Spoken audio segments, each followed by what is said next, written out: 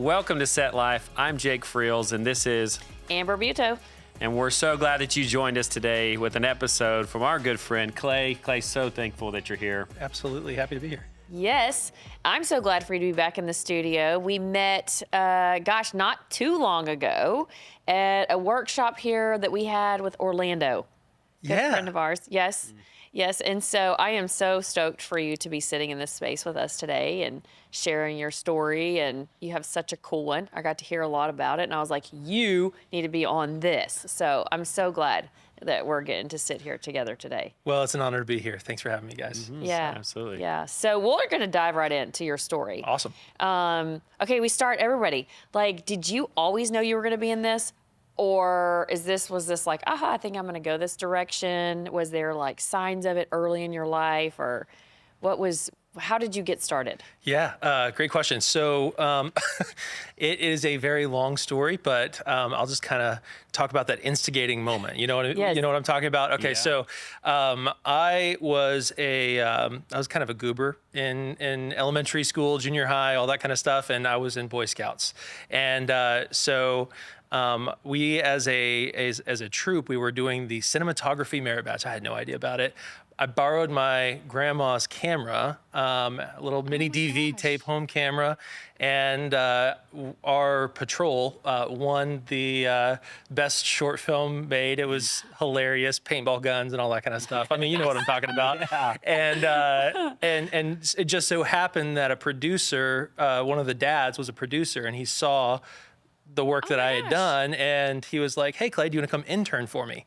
And so as a 13, 14-year-old, I was just like, sure, yeah, absolutely. I don't know is that legal, but anyway, here I am. And I got to be on sets for, corporate videos, Schlumberger kind of stuff. And then also Biff Van Cleve, that was the producer's name. He had a company called Mars Hill Studios down in Sugar Land, and so he did a lot of Christian films back before Christian films were. There. Yeah, all right, cool. Guys. Yeah, absolutely. So anyway, that was kind of my introduction to it, and I fell in love with it. I absolutely love storytelling and the filmmaking process, from just the planning side all the way to the editing side. Always love the editing. So fast forward, and here we are today. Yeah. So that was in the mid 2000s. Wow, that is awesome. That is awesome. Again, another guest that we have, that you see the God-given talent from a young age, emerge, right? And then it's just kind of like, what do I do? It was fostered. Yeah. It was fostered. It was. There was somebody pouring into me and giving me an opportunity, and he was a believer as well. So cool. That's really cool. Okay, so the camera led you into it. Yeah. Is there a part of it that you're the most passionate about? Like, first of all, you have a very large, thriving production company now, where we sit today. This was would take us back to 13, and that journey from 13 to here, I think one of the myths that we're always trying to debunk on here is you're not an overnight success. It seems like you're an overnight success, but actually... Guaranteed not. Guaranteed not. The gray hair at 30... However old I am, shows it. So that's why I shaved my beard. Yeah, actually, it's been like a lot of years, of hard work and doing things you didn't want to do, things that you didn't love in the industry, to get to do more of what you do love in the industry. Yeah. So kind of tell us some of that journey. I mean, what were some of the things you learned walking that out? Yeah. Well, there's a couple really key climactic moments throughout my story. So obviously at a young age, I was introduced to film. I got connected into that community at a young age, which is kind of dangerous. We all know the film community. There's goods and bads. And I was fortunate enough to get connected with Barry Strickland. I don't know if you guys work with him. He's a really fantastic gaffer. And so he started just hiring me out. He was just like, hey, Clay, I got to shoot here. Can you be here at this time? I had no idea what the shoot was. I'd just be like, sure, money. I'm 15 years old, 16 years old. And so that was really successful for a while. And when I was 18, I remember one of those calls. It was like, hey, I need you to show up to this place at 11 p.m. And we're going to be shooting all night. And it's just down the street here. It used to be a club off of 1960. I was a homeschooler. I had no idea. It was so outside of my comfort zone. It was a music video for a very prominent rapper. And needless to say, my values were compromised by being on set. And so I was just, I mean, had no experience dealing with that before. And so I was just like, do I leave? Do I not leave? So I just stayed out of the way, did my job, kept my head down, and I left. And on the drive home that next morning, I just felt so convicted. And I was like, I can't just do this for money. And so it was that very pivotal moment that I was like, I need to make a statement with even the name of my company so that when someone reaches out to me, it's going to be just obvious I'm not going to work on those kind of projects. And so so I named it Reverent as a very unskilled branding person as an 18-year-old. It was a bad idea, but it was a great idea from the standpoint of it set a tone for the kind of work I did. And God took me on a long journey. I ended up living in Kingston, Jamaica for a while, helping PR for a nonprofit there, and then some time in Haiti, and still utilizing my skills to produce documentaries as a new guy in film. And when I came back to the States, I was just like, all right, well, I'm no longer supported as a missionary, so I've got to figure out how to make this work. And so that's when I took my company seriously, and I was like, hey, we're going to grow this.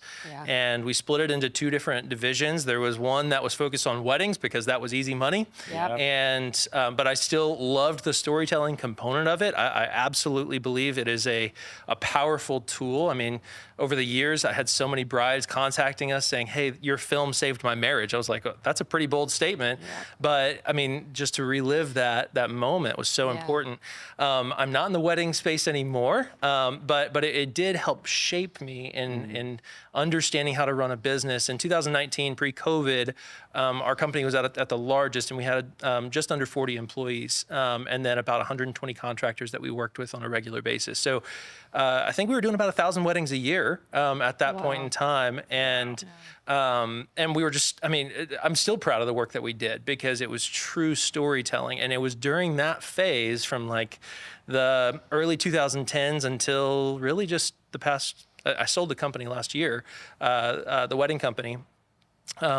We were developing our skill sets in how to run a business and how to scale, how to be successful.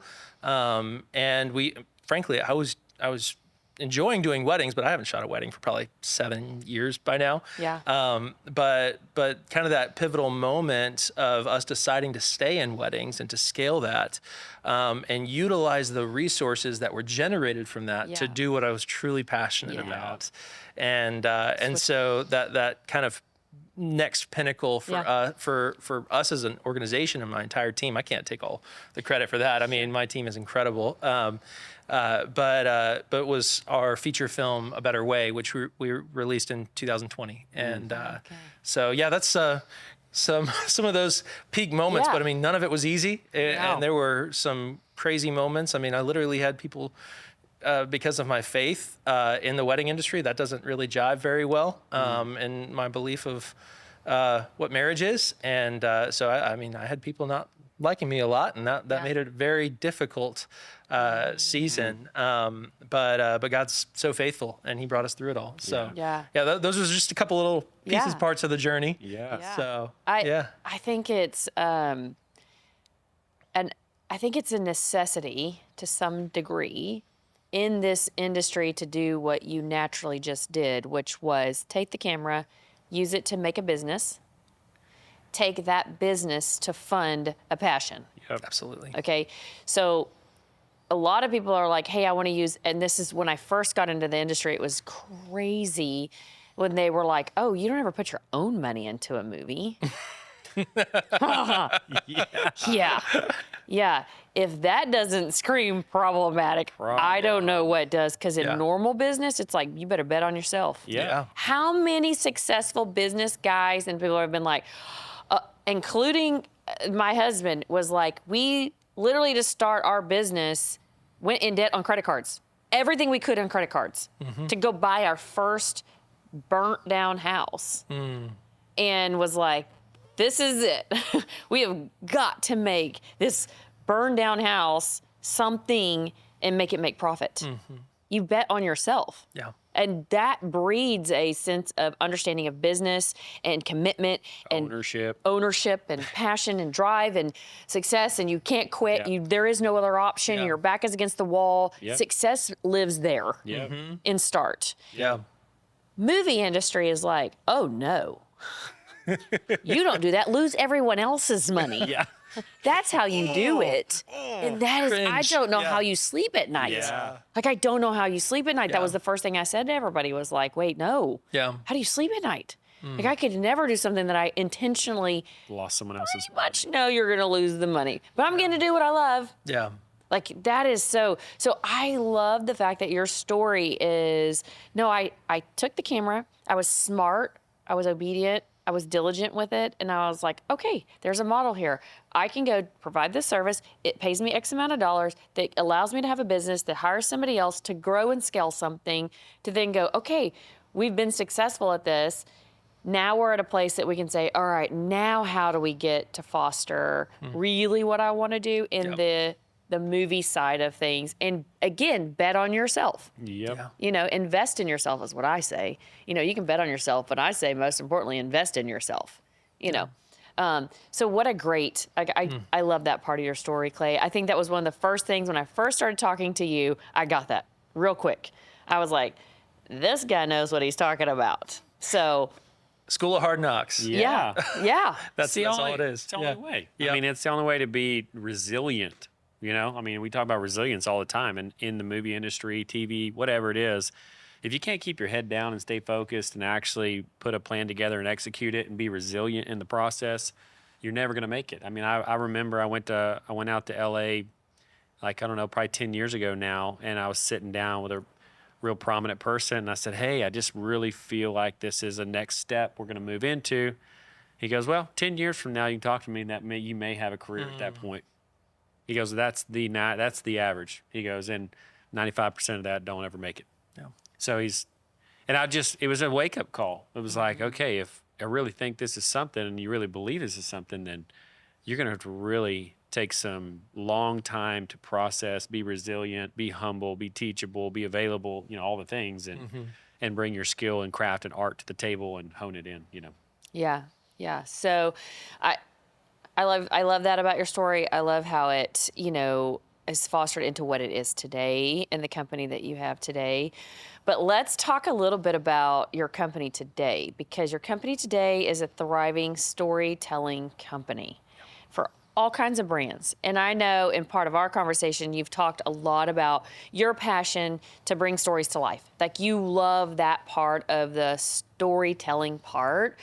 Your methodology to that, all of that. Why is it important that we tell the story of a brand? Why is it important that we pay attention to that side of content making? Oh my goodness. Okay, so I love this conversation, and it ties in so closely to what we were just talking about investing in yourself. And the thing is, if you're in the film industry, whether you're making movies with your own money or somebody else's money, or if you're producing marketing content, typically somebody is going to either gain or lose from your success or failure.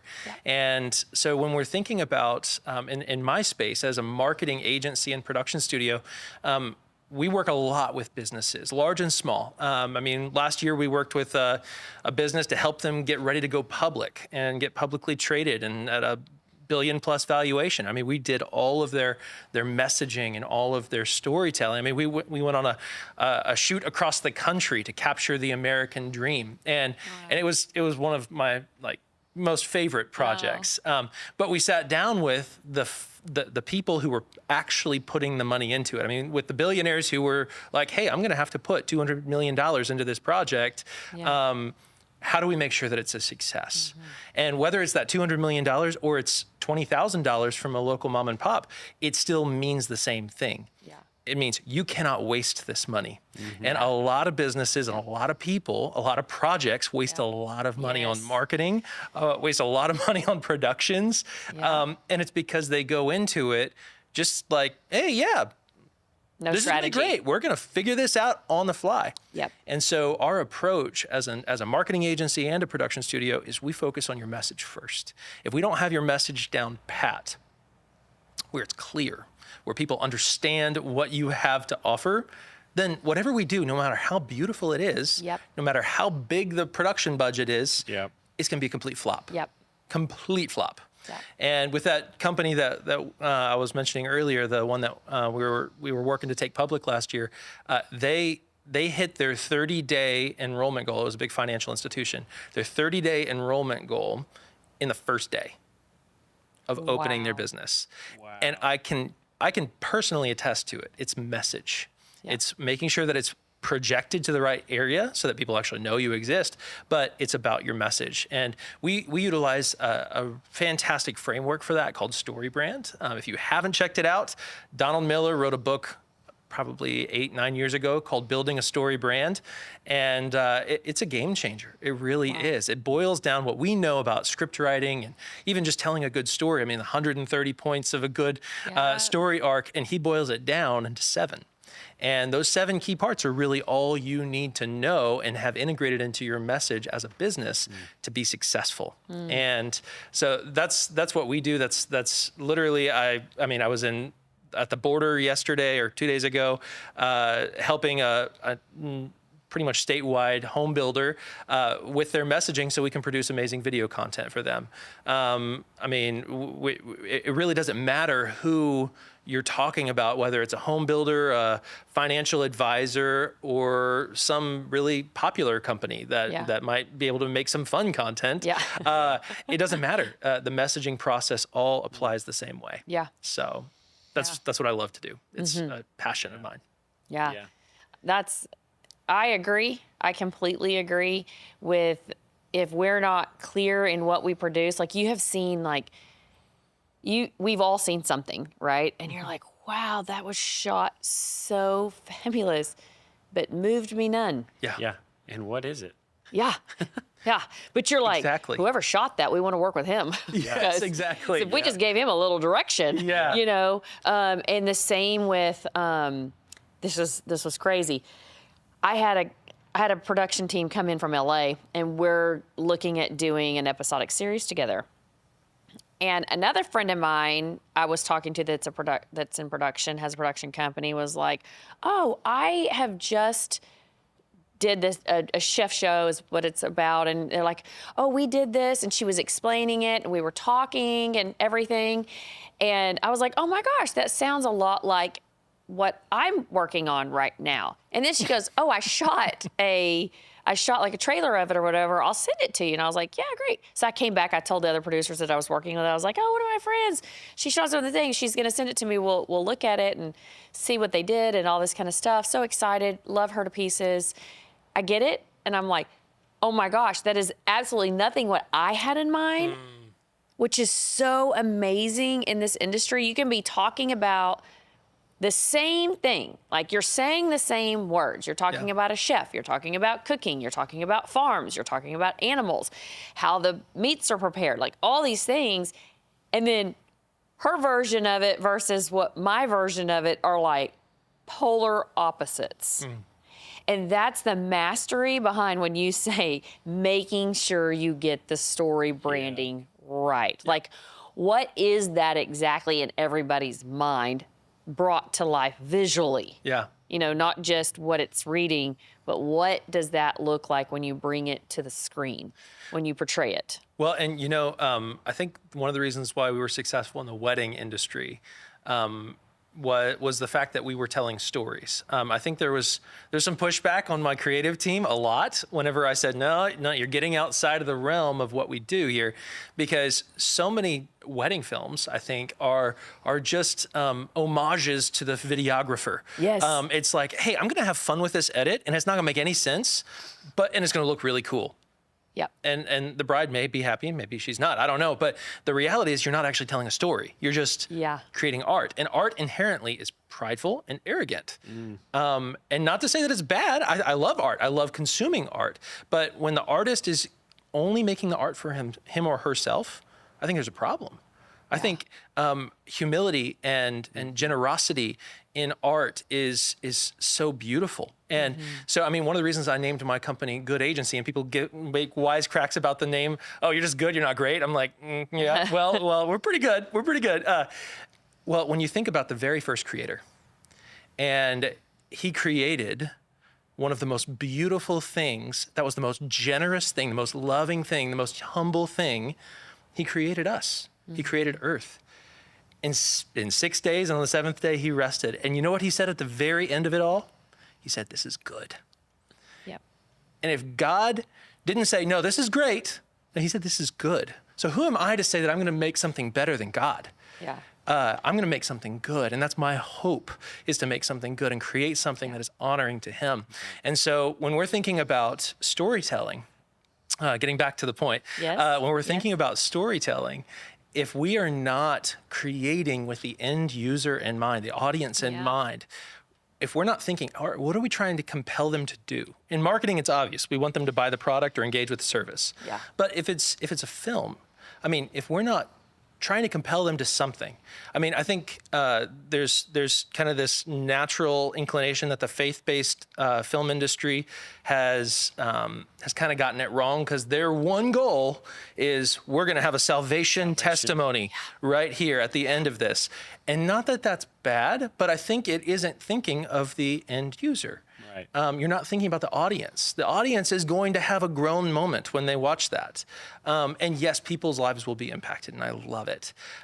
But in reality, what are we trying to compel them to do? What are we encouraging them to do? What are we endorsing in regard to worldview? What are we endorsing in regard to just how we live our lives? Yeah. I mean, we just need to give an example of what that looks like, but make sure that it's intentional, not as this pinnacle or this idol that we're trying to make up for ourselves to give ourselves glory, but what are we doing to point it to God?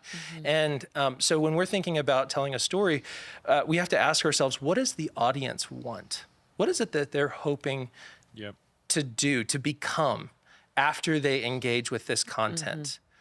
I mean, maybe it's subtle, maybe it's very right there in your face. What problem does this film solve for them? Yep. If it doesn't solve anything for them, then they're going to disengage in about 10 minutes. It's like when you go into the movie theater, and I'll just use an example of Jason Bourne. I mean, Bourne Identity, one of my favorite movies. You go in and you sit down and you see him floating, and the rest of the story is he's trying to figure out what his name is, right? Yeah. But if he got to the Italian coast, this beautiful coast, and he instantly starts asking around, hey, where's the best place to adopt a puppy? Well, you're instantly unengaged. You're like, unless you love puppies, I mean, everybody loves puppies, but unless you really care about him adopting a puppy, you're going to walk out of that movie theater. It's because that problem made absolute no sense to you, and it was irrelevant to the overarching story. And so we need to make sure as storytellers that we have a problem that is relevant to our audience, that is not trying to adopt a puppy, but it's trying to figure out your name.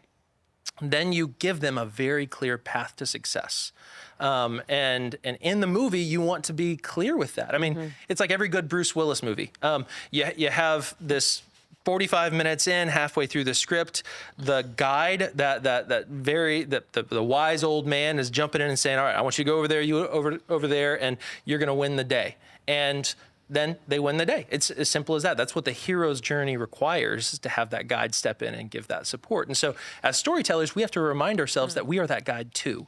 We are there to help our audience achieve something greater than they haven't achieved before. We're not here to just duplicate stories. And I mean, that's why I think people are getting tired of Disney films, is because it's just regurgitating the same story over and over and over again.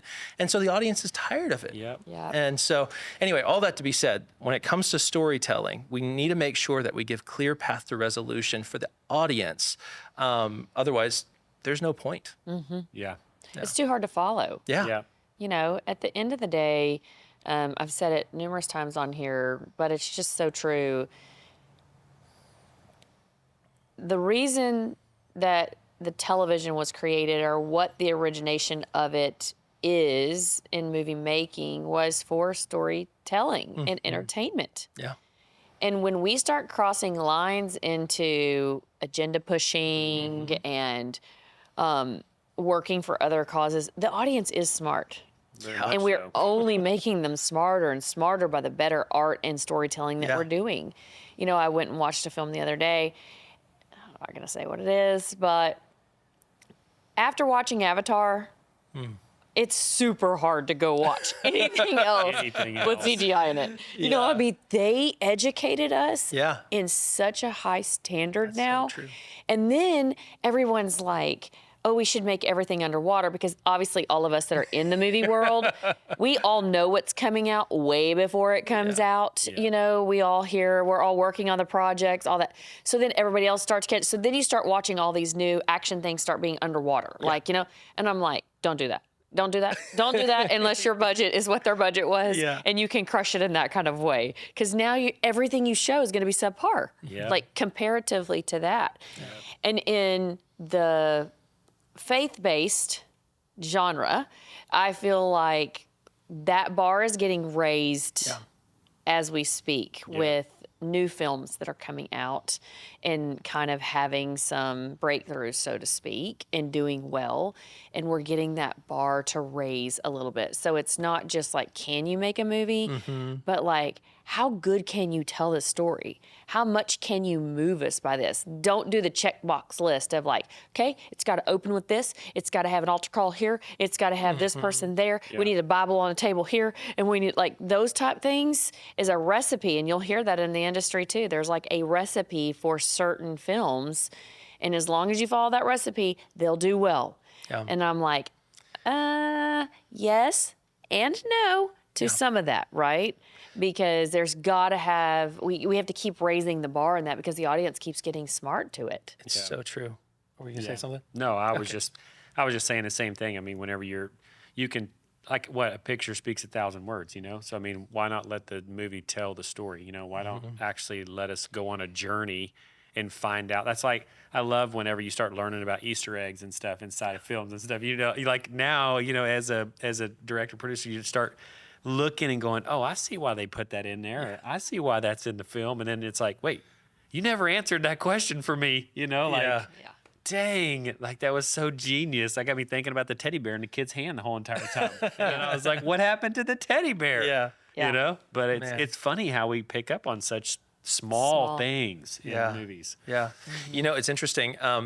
Back when we were in pre-production for our feature doc that was released in 2020, I sat down with a friend who he runs this big equity company, and they had just acquired Relativity Media. And I approached him. I was like, hey, how do I get funded for this film? How do we get this project funded? He was like, I'm not going to even look at any of your stuff unless it follows this script, and it has to spend at least $2 million. I'm like, it's a documentary. We can make this for a lot cheaper.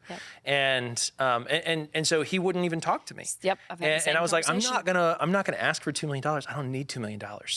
And he even showed me. He was like this. He showed me all the different pitch decks that he got, and he's like, it has to have this, and this. And he funded a lot of Kevin Sorbo's projects at Pureflix, but he also funded a lot of like the horror flicks, the really low string budget horror flicks out there. And not that they're bad, but they follow that cookie cutter story. And that's what the money wants. Because the money is like, hey, you better not waste my money. And this has proven to work for the past 50 years.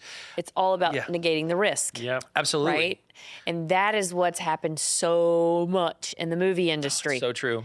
And so now we're all watching these non-risk takers, somewhat risk takers, right? Financial side risk takers, like, right? Not creative at all, but they want to follow formulas that work in a lot of other areas, but in creative land, formulas are really hard. And so they all want to follow that. And I'm like, how are they the ones holding control over the creativity in which we all get to see? But that's the case in which it is, because the money speaks. And so it's like, I've been in that conversation the same many, many times. Well, and I think the good news is a lot of studios that are funding this and making sure distribution happens, they are getting wise. They're like, hey, people are starting to get tired of the same old thing.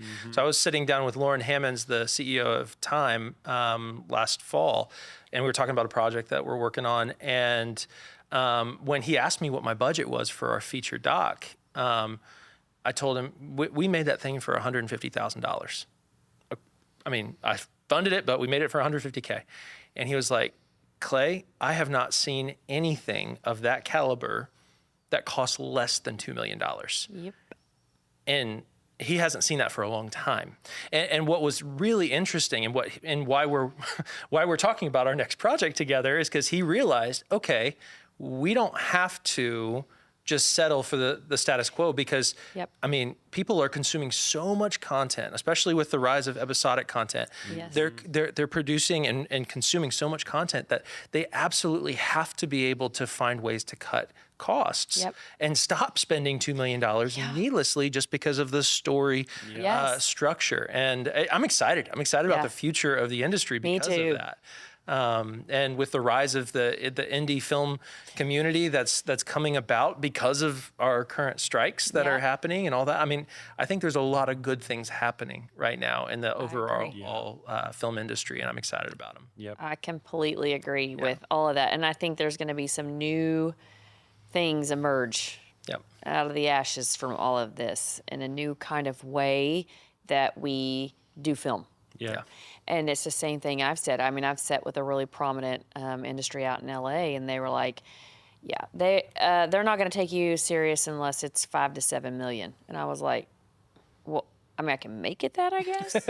I mean, if you just want me to make it that. But I kind of feel bad making it that because we technically need 2. But okay. We can do 5 and 7, I guess, so that you'll look at it. You know, it's like that. And so when I've sat with different, studios and stuff, they're like, so what's the budget of this? And I'm like, isn't that kind of subject? Like, I mean, this technically could be $500,000 or 3. Like, I don't know. What are you paying? Like, where is it going? What are we doing with it? How lavish are we making it? I mean, it's... That law of diminishing returns starts to kick in. Yeah, you're just like... I just don't understand how you start there when you don't know your end game with it. So it's like, well, my budget varies on what you're offering. Yeah. Well, and literally when we were going back to that documentary, we literally had a conversation with Jessica Alba's agent to be the narrator for our documentary just so we could hit the $2 million budget. It was insane. I was like, we don't need her to do that. Sure. But sure. We'll put a prominent name in there to get the publicity. But anyway. But so interesting. It is. So we'll see. It's funny because the way we've been talking and thinking, and obviously we're recording, and I don't even know what date this is even going to air, but when we say things like strikes going on now, it's like all time stamping, right? Yeah, that's true. And I think, oh my gosh, let's say this is a throwback episode 2 years from now. Right. Where are we sitting in the industry then? And what we're saying today. Stuff like that really excites me about this industry.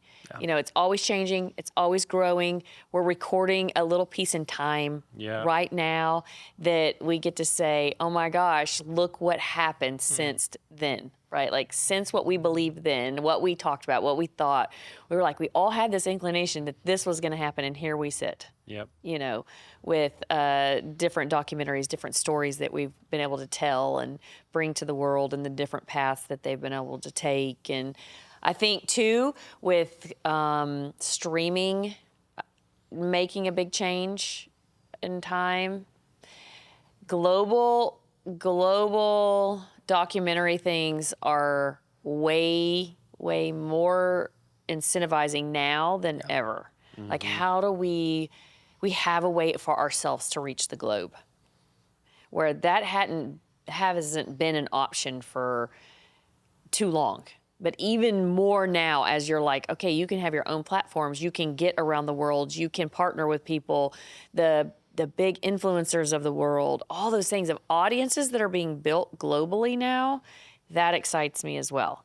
It's like, how do we create and tell stories that reaches the globe? I tell that to a lot of people in the industry that I'm close with, and they pitch me things, and I'm like, you're thinking too small. That's just here. Let's think global. How do we make that global? How do we make that bigger? how do we sweep Powerful. the world with it? Yeah. You know, because we have the ability. It'd be one thing if we couldn't. Yeah. If it was only here, like cable, you could only do here, Yeah. right? Like that was a world like many, many, many moons ago. But now the smarter and the better and the technology and all of that, where it's no big deal to be watching something across the globe, you know. And we had Ji-yoon, which was a foreign exchange student that I had lived with me. Oh gosh, years ago. He got into the film industry now. He was one of the first episodes we did, and he was working on I forget the budget, 20 million? Yeah, it was something, like 200 million or something. something big. It was a huge film. In South Korea. Man. And so we were getting to hear kind of behind the scenes of what all was going, and I think it's just releasing actually now. But the film that's there, that's going to go around, that we're all going to see, the same things are made here and that they all see there. And I just think that is, how huge is that? Talking about multiplying a message, a story, a well-told story, you know, and why it's important to tell stories fully, in depth. Another episode we were on, we were talking about development of characters. You know, how that has why we think certain shows that are doing well right now are doing well because they have enough characters fully developed that multiple people can connect to the film, connect to the story. You know, it's developing that bigger story than just hinged on the hero's journey. Exactly. Right? Yeah. It's not just that. Yeah. Everyone has their own little journey. And you're that's the getting beauty to of episodic content Yes. is you have so much time to do that. Yes, that's truly so develop true. those characters. Yes, that's so true. So I love your mythology. I love the fact that you love storytelling. T.D. Jakes said in an episode that I was listening to, he said, I believe that if Jesus was to come back today, he would come back as a filmmaker, as a storyteller, because that's what he was. And that is what our job is as filmmakers. So I love the fact that your heart bleeds for storytelling and you do it so well. You do it so crafted, so strategic, and you're just a blessing to be with and be around and work with. So if people want to follow your journey, learn more about your company, connect with you, consult with you, whatever, how do they do that? Okay, great. So you can email me, clay@goodagency.com. You can follow my podcast, Good Business. And you can always just go to our website, goodagency.com.